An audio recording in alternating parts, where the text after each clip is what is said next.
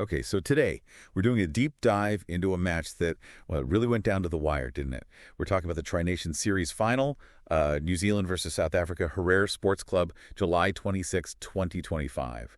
And the reason it's so memorable, New Zealand defending their score in the very last over to grab the trophy, what the CricPowerplay Podcast called a real Kiwi triumph. Maeve.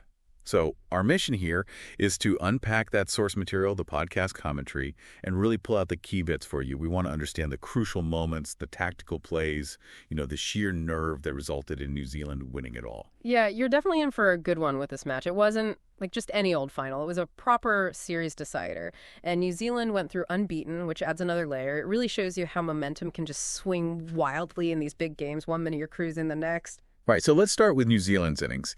How did they get to that winning position? They batted first, finished up on 180 for 5, and the podcast made a big point about Devin Conway and Ravindra, both top-scoring 47 runs each. That opening partnership really laid the groundwork, didn't it? Oh, absolutely. That stand was huge.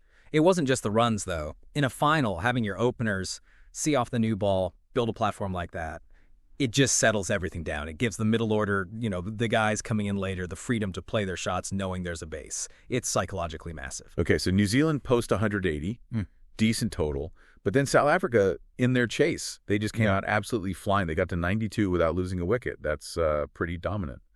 The podcast mentioned Pretorius hitting 51, Hendricks getting 37, a 92-run opening stand. They called it peaceful momentum for South Africa. It must have felt like game over, surely. It must have felt like they were well on their way, yeah. I mean, 92 for none, chasing 181.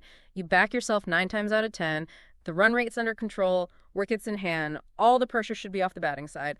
But, and this is what makes this game so fascinating, the source pointed out they just couldn't close it off, even from that position, which really makes you ask, okay, what went wrong? How did that solid start just evaporate? Exactly. And here's where it gets, really interesting, like you said, that peaceful momentum gone. South Africa then lost 4 wickets for just 39 runs. Just think about that swing.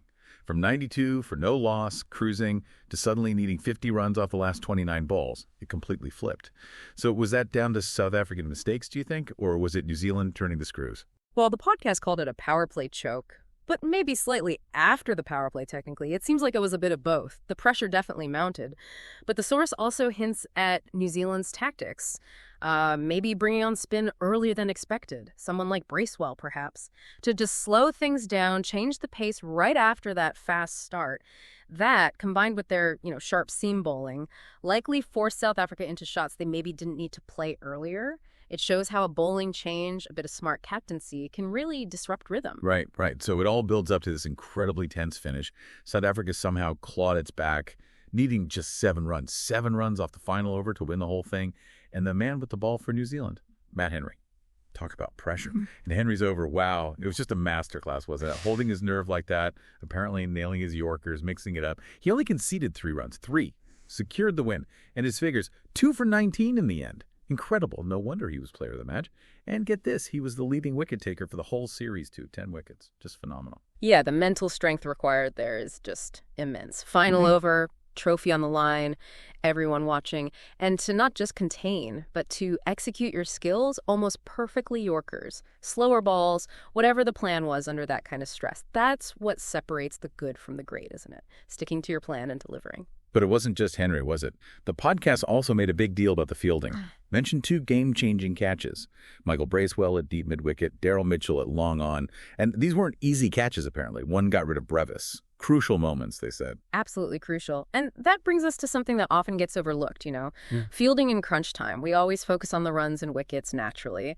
But a brilliant catch, or even a great stop in the field, it doesn't just save runs or take a wicket. It lifts your whole team, puts pressure back on the batsman. Those catches weren't just dismissals. They were probably huge momentum shifts in themselves, real turning points. So, bringing it all together then, what's the big takeaway from the CricPowerplay podcast about why New Zealand won not just this match, but the series unbeaten? They pointed towards the team's balance, right? Solid spinners and sharp seamers. That consistency across the board. Exactly. It wasn't just about individual heroics, though Henry's final over was certainly heroic. It was about having the right tools for different situations. The podcast implied, for instance, they used spin cleverly after the power play to control the middle overs. Then they had the seamers, like Henry, to execute at the death. That kind of tactical flexibility you get from a balanced attack. It meant they could wrestle back control even when South Africa started strong. It's that all-round strength that gets you through a tournament unbeaten. What a match. Seriously, a fantastic final. New Zealand lifting the trophy unbeaten the whole way. Just brilliant stuff. It really was. And, this deep dive, it just underlines how a game can turn on its head. Even when a team looks totally dominant, like South Africa did at 92-0. It shows that, yes, talent matters, but so does discipline, fielding under pressure, and just sheer nerve in those key moments. Makes you think, doesn't it? Yeah. In any high-stakes scenario, how much comes down to executing the basics, calmly, when everything is on the line.